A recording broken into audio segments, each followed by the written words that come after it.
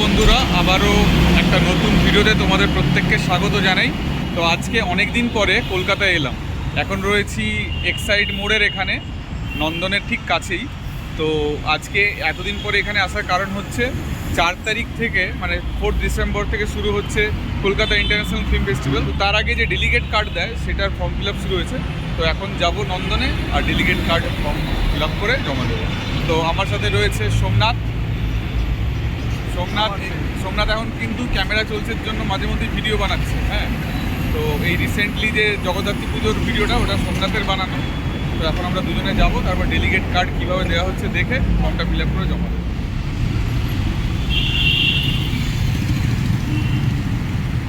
এখন এখানে চারুকলা উৎসব চলছে 9 থেকে 16ই নভেম্বর। এই হচ্ছে নন্দনের গেট,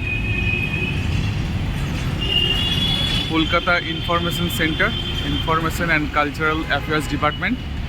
জাস্ট ফার্স্ট যে গেটটা সেটা দিয়ে ঢুকলাম।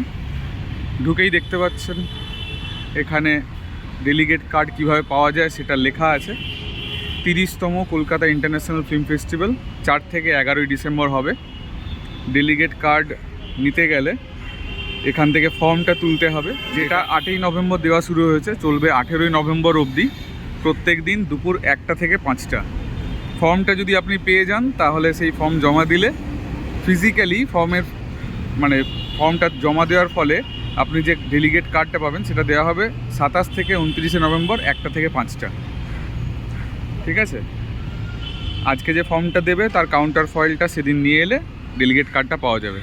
সাধারণত যেটা হয়, আগের বছরে যারা কার্ড করেছিল সেই কার্ডটা নিয়ে এলে তার ভিত্তিতে ফর্ম দিয়ে দেয়, অথবা নতুন করে যারা ডেলিগেট কার্ড করাতে চান তাদেরকে একটা দরখাস্ত দিতে হয় যে আমি ছবি দেখতে চাই, আমি সিনেমা দেখতে ভালোবাসি, এইসব লিখে দিতে হয়।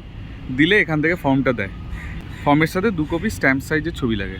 ঠিক আছে, ফর্মটা দেয় হচ্ছে এই যে এখান থেকে। এখানে টেবিল পাতা আছে, এখানে বসবে একটার সময়, ওখান থেকে ফর্মটা দেওয়া হবে। বন্ধুরা, এই হচ্ছে আমার আগের বছরের কার্ড। তো এইটা দেখালাম, এর জেরক্স কপি আর আধার কার্ডের জেরক্স কপি দেখালাম। তো আমাকে এই যে ফর্মটা দিয়েছে 335 নম্বর ফর্ম।